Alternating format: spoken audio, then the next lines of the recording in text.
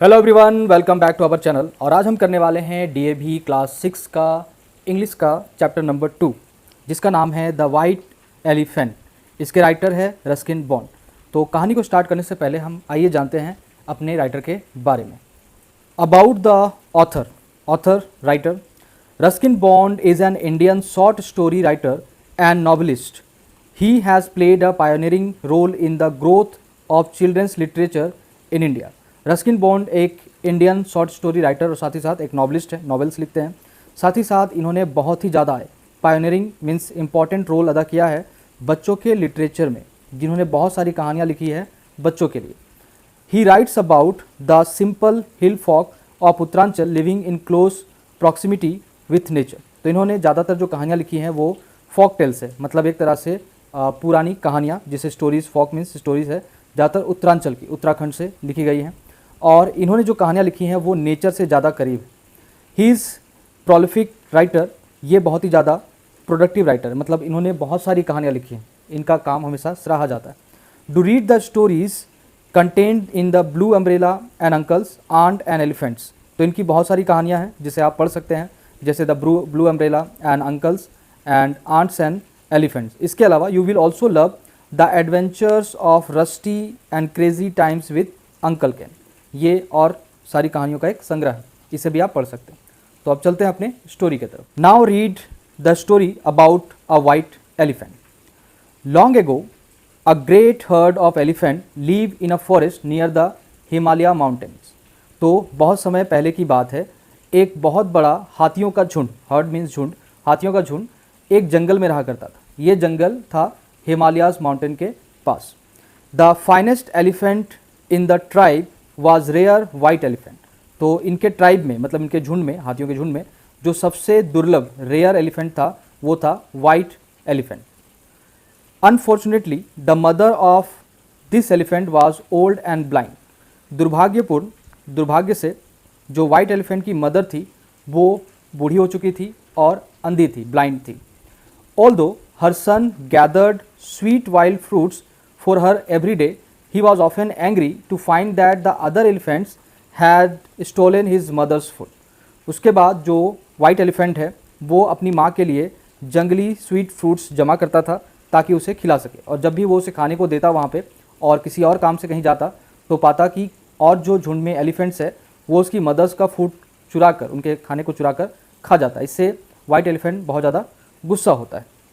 Mother, he said, it would be better if you and I were to go and leave alone in a distant cave I have discover. तो यहाँ पे white elephant अपनी mother से कहता है कि ये अच्छा होता कि अगर आप और मैं दोनों मिलकर के यहाँ से दूर चले जाते, डिस्टेंट, फार अवे, दूर चले जाते। मैंने एक दूर कहीं पे एक केव, गुफा की खोज की है, हम वो लोग वहाँ पे जा कर के रह सकते हैं अकेले। The mother elephant agreed and for a time the two of them lived happily in peaceful spot near glade of wild fruits tree until one evening they heard loud cries coming from the great forest. उसके बाद उसकी mother elephant जो है वो agree कर जाती है और दोनों मिलकर के उस गुफा के पास, जिसे वाइट एलिफेंट ने डिस्कवर किया था, हंसी खुशी रहना शुरू कर देते हैं। यहाँ पे स्पॉट मीन्स प्लेस, जगह, और ग्लेड मीन्स होता है, यहाँ नीचे दिया गया है, an open place in forest, forest के बीच में एक खाली जगह जहाँ पे पेड़ पौधे ना हो। और ये जो ग्लेड था इसके चारों तरफ वाइल्ड फ्रूट ट्रीज थे, जहाँ पे आसानी से वो अपनी माँ के लिए फ्रूट्स जमा कर सकता था। जब ये लोग वहाँ रह रहे थे आराम से, तभी एक इवनिंग में उन्हें दूर से किसी के चिल्लाने और रोने की आवाज़ सुनाई देती है, इस ग्रेट फॉरेस्ट से, मतलब बड़े से जंगल से। That is the voice of a man in distress, said white elephant, I must go and C if I can help him. उसके बाद वाइट एलिफेंट अपनी माँ से कहता है कि ये जो आवाज़ है ये तो किसी इंसान की है जो बहुत ज़्यादा परेशानी में है। Distress, extreme danger that need urgent help, बहुत ज़्यादा डेंजर में है जिसे बहुत ही जल्दी हेल्प की ज़रूरत है। तो यहाँ पे आगे वाइट एलिफेंट कहता है कि आई मस्ट गो, मुझे ज़रूर जाना चाहिए और देखना चाहिए कि क्या मैं उसकी कोई मदद कर सकता हूँ। Do not go my son, said his mother. उसकी मदर ने कहा, वाइट एलिफेंट की मदर ने कहा, तुम बिल्कुल मत जाओ। I am old and blind but I know the way of human being towards अस। तो यहाँ पे जो वाइट एलिफेंट की मदर है वो कहती है कि मैं बूढ़ी हूँ, अंधी हूँ, लेकिन मैं जानती हूँ कि जो ह्यूमन बींग्स हैं, जो इंसान है, वो हमारे साथ कैसा व्यवहार करते हैं। Your goodness will be rewarded by treachery. तो तुम्हारी जो अच्छाई है इसे तुम्हें वापस मिलेगा धोखे के रूप में। मतलब कि जो इंसान है अगर तुम उसकी हेल्प करोगे तो वो तुम्हें ज़रूर धोखा ही देगा। But the white elephant could not bear to think of anyone in trouble and he hurried down to the lake in the direction of the cries where he discovered a man who was a forester. उसके बाद जो white elephant था वो इस बात को सोचने में अपना समय नहीं गंवाना चाहता था कि कोई मेरे साथ क्या करेगा, उसे धोखा देगा या रिवॉर्ड देगा। वो सीधा दौड़ पड़ता है उस आवाज़ की तरफ जिधर से वो आवाज़ आ रही थी। डाउन टू द लेक, यहाँ पे जिस लेक के पास वो लोग रहते थे उस लेक के पास से वो उस डायरेक्शन में दौड़ा जिस डायरेक्शन से आवाज़ आ रही थी। जब वो वहाँ पहुँचा तो देखता है कि एक आदमी उस जगह पे खड़ा है जो एक फॉरेस्टर है। फॉरेस्टर मतलब जंगल का दरोगा। जंगल का दरोगा मतलब जो जंगल की देखभाल करता है या जंगलों के पेड़ों की देखभाल करता है। Don't fear me stranger he said. यहाँ पे वाइट एलिफेंट जाता है और जाने के बाद उस फॉरेस्टर से कहता है मुझसे मत डरो stranger. Tell me how I can help you. बताओ मैं तुम्हारी कैसे मदद कर सकता हूँ। The forester told the white elephant that he had been lost for 7 days and nights and could not find his way back to Banaras where he live. तो यहाँ पे जो फॉरेस्टर है वो वाइट एलिफेंट को देखता है और कहता है कि मैं 7 दिन और रातों से यहाँ पे गुम खो चुका हूँ, मुझे रास्ता नहीं मिल रहा है, मुझे वापस बनारस जाना है जहाँ मैं रहता हूँ। Climb on my back said the elephant cheerfully and I will carry you home. तो यहाँ पे जो वाइट एलिफेंट है जॉयफुली खुशी होकर कहता है कि कोई बात नहीं, तुम मेरे बैक पे मतलब कि मेरे पीठ पर बैठ जाओ, मैं तुम्हें घर तक पहुँचा दूंगा। The elephant carried the man swiftly through the forest until they reach open country. यहाँ पे जो वाइट एलिफेंट है उसे अपने पीठ पे बिठाता है और क्विकली बहुत तेज़ी से फॉरेस्ट के रास्ते से आगे बढ़ता हुआ एक ओपन प्लेस में, मतलब ओपन कंट्री मतलब एक ओपन प्लेस में पहुँच जाता है। Then he left him on the outskirt of the city before returning to his cave. उसके बाद वो वहाँ पहुँचने के बाद जो फॉरेस्टर है उसको आउटस्कर्ट्स पे उतार देता है। आउटस्कर्ट्स मीन्स बॉर्डर एरिया, जहाँ से जंगल और शहर स्टार्ट या ख़त्म होता है। जहाँ पे शहर ख़त्म हो रहा है और जंगल स्टार्ट होता है वो आउटस्कर्ट्स है, बॉर्डर एरिया है। वहाँ पे उसे ले जाके छोड़ देता है और फिर रिटर्न हो जाता है अपने केव की तरफ जहाँ उसकी बूढ़ी और अंधी माँ उसका इंतजार कर रही होती है। The forester was greedy and cunning man. जो फॉरेस्टर था वो बड़ा ही लालची और चालाक आदमी था। He knew that the king's favourite elephant had died. वो जानता था कि जो किंग का जो फेवरेट एलिफेंट था, जिसे राजा बहुत ज़्यादा पसंद करता था, वो मर चुका है। The king would reward me richly thought the man if I capture this fine animal for him. तो यहाँ पे जो फॉरेस्टर है वो सोच रहा है कि अगर मैं इस फाइन एनिमल को, अगर इस वाइट एलिफेंट को ले जाकर पकड़कर राजा को दे दूँ तो राजा मुझे बहुत सारे पैसे देगा, यानी उसको बहुत बड़ा इनाम दिया जाएगा। He straight away asked for a royal audience. तो वो सीधा चला जाता है राजा के दरबार में और राजा से मिलने की विनती करता है। रॉयल ऑडियंस मीन्स वहाँ पे राजा से मिलने के लिए ऑर्डर लेना। The king was delighted when he heard the description of the white elephant. I would love possess such a fine creature, go back to the forest with a band of my most skillful trainers and if they succeed in capturing this rare elephant you shall be well rewarded। तो जब राजा उस white elephant के बारे में सुनता है, पूरी जानकारी लेता है, तो वो बहुत ज़्यादा खुश होता है और वो बोलता है कि मेरे पास ये वाइट एलिफेंट होना चाहिए। तो एक काम करो, मेरे कुछ स्किलफुल ट्रेनर्स को ले जाओ अपने साथ। बैंड मतलब एक ग्रुप ऑफ स्किलफुल ट्रेनर्स को अपने साथ ले जाओ और ले जा करके उस क्रिएचर को पकड़कर मेरे पास लेके आओ, मतलब उस वाइट एलिफेंट को मेरे पास पकड़कर लेके आओ। अगर तुम उसमें कामयाब हुए, मतलब हमारे जो ट्रेनर जाएंगे, अगर वो उसे पकड़ लेते हैं तो तुम्हें ढेर सारा रिवॉर्ड दिया जाएगा, बहुत सारा इनाम दिया जाएगा। The forester had cunningly noted landmark while riding back to Banaras and he led the trainers to the lake where the white elephant gathering bamboo stem for his mother's evening meal. तो यहाँ पे जो फॉरेस्टर था, जब उसे white elephant ने अपने पीठ पे बिठा करके वापस जंगल से शहर की तरफ छोड़ने आ रहा था, तब उस समय जो चालाक फॉरेस्टर था उसने कई सारे लैंडमार्क्स को याद कर लिए थे कि किस किस तरफ से वो रास्ता दिखाई दे रहा है और कहाँ से कहाँ तक जाना है। जब यहाँ पे राजा ने उसे ऑर्डर दिया कि कुछ लोगों को लेकर उस जंगल में जाओ और उस वाइट एलिफेंट को पकड़ कर लेकर के आओ, तो वो इन्हीं रास्तों को दिखाता हुआ बनारस से होते हुए पहुँच जाता है उसी लेक के किनारे जहाँ पर वाइट एलिफेंट रहता था। जब वहाँ पहुँचता तो देखता है कि वाइट एलिफेंट जो है वो बैम्बू स्टेम कलेक्ट कर रहा है अपनी मदर के इवनिंग मील के लिए, रात के खाने के लिए। When the elephant saw the forester with the band of trainers, he knew he had been betrayed।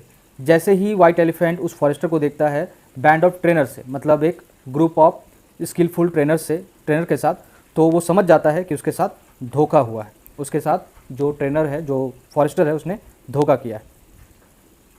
He try to escape but the trainers persuade him and soon succeeded in capturing him.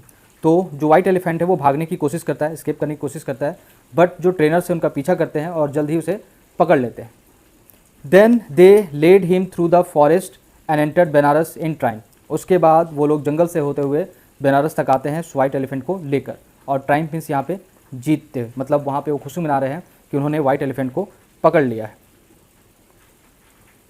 The poor mother elephant waiting for her son to return felt certain that he had been captured. जो poor mother थी, जो बेचारी mother थी white elephant की, वो अपने बेटे के रिटर्न होने का इंतजार कर रही थी, कब उसका बेटा वापस आएगा। बट जब वो वापस नहीं आया तो उसे समझ में आ गया था कि ज़रूर उस फॉरेस्टर ने उसे पकड़ लिया है।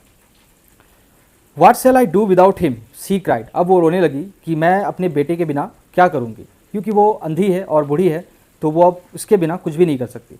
Who will bring me food and lead me to the lotus lake for water.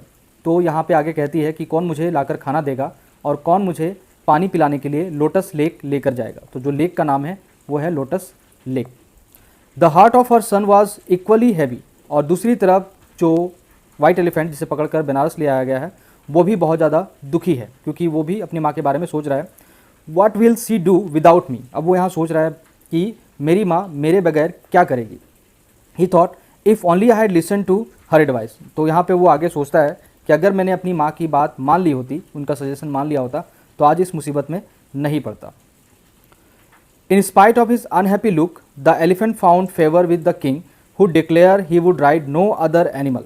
तो यहाँ पे वो बहुत ज़्यादा अनहैप्पी था, नाखुश था। इसके बावजूद भी उसने राजा को मना नहीं किया, बल्कि उसका समर्थन किया, क्योंकि राजा ने डिक्लेयर कर दिया था, लोगों को बोल दिया था कि मैं बस इस वाइट एलिफेंट का ही राइड करूँगा, मतलब मैं इस पर ही चढ़ूँगा, इसके अलावा किसी और एनिमल पे नहीं चढ़ने वाला। The elephant stable was richly decorated in his honour and the king rode him in state through the city. तो जो एलिफेंट का स्टेबल है, जहाँ पे उसको रखा जाता है, जो अस्तबल है, उसको बहुत ही सुंदर तरीके से सजाया गया है उसके सम्मान में, ऑनर में। और राजा के लिए हाथी को भी यहाँ पे तैयार किया गया है, ताकि राजा उस पर चढ़ के पूरे सिटी में घूम सके। But a few days later the trainers came to the king in great distress saying your majesty the white elephant is very sick and will eat nothing. तो कुछ दिनों के बाद जो ट्रेनर्स है, जिन्होंने उसे पकड़ के लाया था, स्किलफुल ट्रेनर्स, वो वापस किंग के पास आते हैं और कहते हैं मेरे सरकार की जो हाथी है, वाइट एलिफेंट है, वो बहुत ज़्यादा बीमार है और कुछ भी खाने से मना करता है। The king hurried to the stable and when he saw the elephant's look of despair he said good animal how you have changed. तो राजा जो है जब ये बात सुनता है कि जो वाइट एलिफेंट है वो बीमार हो चुका है, वो तुरंत स्टेबल में जाता है और जाने के बाद एलिफेंट को देखता है। एलिफेंट को देखने पे पता चलता है कि वो बहुत ज़्यादा होपलेस हो चुका है, लॉस ऑफ होप। उसके बाद वो वाइट एलिफेंट से पूछता है कि तुम्हें क्या हो गया, तुम इतने चेंज कैसे हो गए। Why do you refuse to eat, तुम खाने से क्यों मना कर रहे हो। Anything you wish will be granted to you, अगर तो तुम जो चाहोगे मैं तुम्हें वो ला कर दूंगा, या फिर जो चाहोगे वो तुम्हारा मैं विश पूरा कर दूंगा।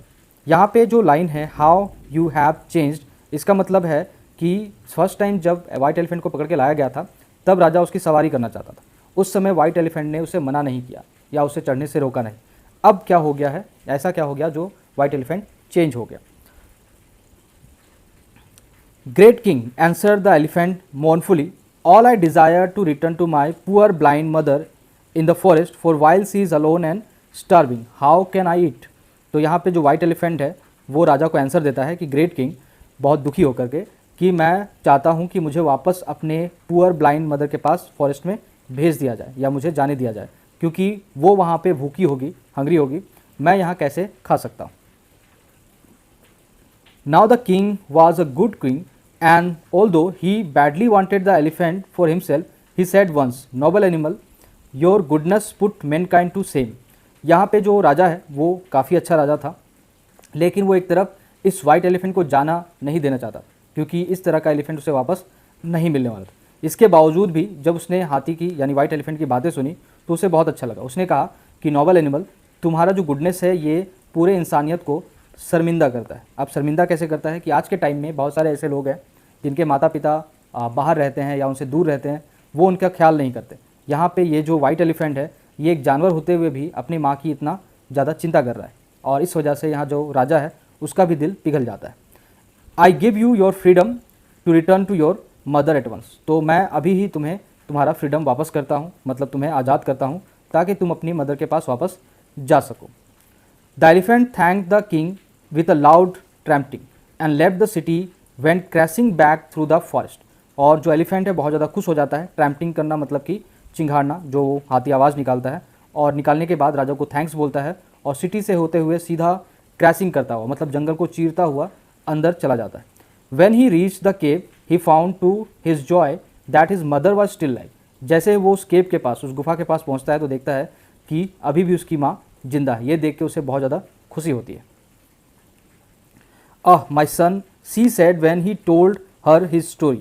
जब वाइट एलिफेंट अपना पूरा स्टोरी अपनी मदर को सुनाता है तो उसकी माँ कहती है, my son, you should have listened to me. तुम्हें मेरी बात सुननी चाहिए थी। Human beings have always brought harm to our race. जो ह्यूमन बींग्स है वो उन्होंने हमेशा हमें हार्म पहुंचाया है, हमें हमेशा दुख दिया है, हमें हमेशा प्रॉब्लम में ही डाला है।